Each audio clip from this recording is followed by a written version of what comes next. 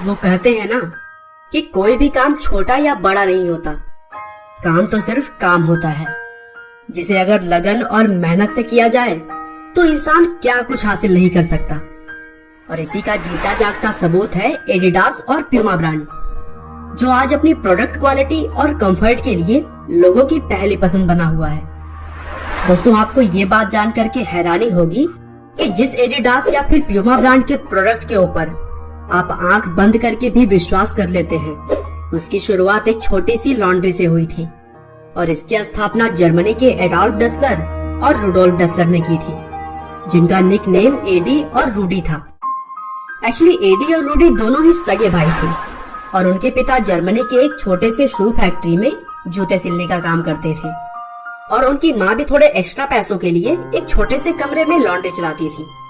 AD और रूडी अपनी शुरुआती पढ़ाई पूरी करने के बाद अपने पिता के साथ ही फैक्ट्री में काम करने लगे और फिर कुछ दिनों बाद ही वर्ल्ड वार भी शुरू हो गया, जिसमें सभी युवाओं को शामिल होना जरूरी होता था और इसीलिए एडी और रूडी दोनों को बुलाया गया। कुछ सालों तक चले वर्ल्ड वार खत्म हो जाने के बाद दोनों सुरक्षित वापस घर आ गए। और दोस्तों, दोनों भाइयों को खेल में काफी दिलचस्पी थी और वे दोनों बेहतरीन खिलाड़ी भी थे, लेकिन जब भी वे अपने पिता द्वारा सिले हुए जूते पहनते तो उन्हें बिल्कुल भी कंफर्टेबल फील नहीं होता। वे सोचते कि ऐसे जूते पहनकर कोई खेल कैसे सकता है और इसीलिए उन्होंने अपने और अपने दोस्तों के लिए जूते बनाने शुरू किए।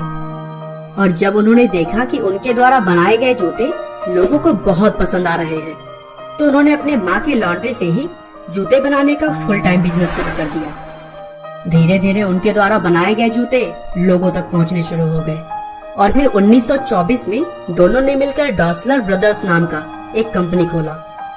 लेकिन यहाँ भी उन्हें बहुत सारी प्रॉब्लम्स फेस करनी पड़ी, क्योंकि उन दिनों ज्यादा बिजली उपलब्ध नहीं होता था और इसीलिए उन्हें साइकिल्स के पैडल का प्रयोग करना पड़ता था।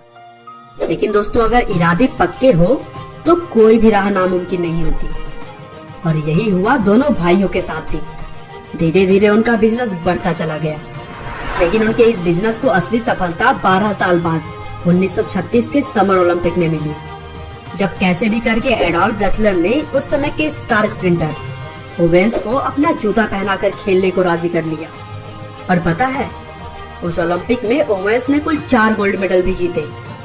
इसके बाद से ही पूरी दुनिया के खिलाड़ियों के बीच डसलर ब्रदर्स के जूते प्रसिद्ध होते चले गए और फिर 1948 तक उनकी कंपनी हर साल 2 लाख जूतों की बिक्री करने लगी। लेकिन दोस्तों, इसी बीच दोनों भाइयों में राजनीतिक कारणों की वजह से मतभेद हो गए और फिर उन्होंने अलग होने का फैसला किया, जिसके बाद एडोल्फ ने अपनी एक नई कंपनी बनाई और उसका नाम उन्होंने अपने निक नेम और सरनेम को मिलाकर एडिडास रखा।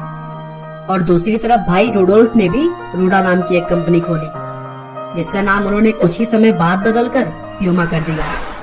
और फिर दोनों को बिजनेस चलाने का ढंग तो पहले से ही पता था। दोनों बढ़ते चले गए और फिर जूतों के अलावा भी दोनों कंपनियां बैग, शर्ट, घड़ियां, चश्मे और खेल से संबंधित बहुत सारे वस्तुओं का उत्पादन करने लगी।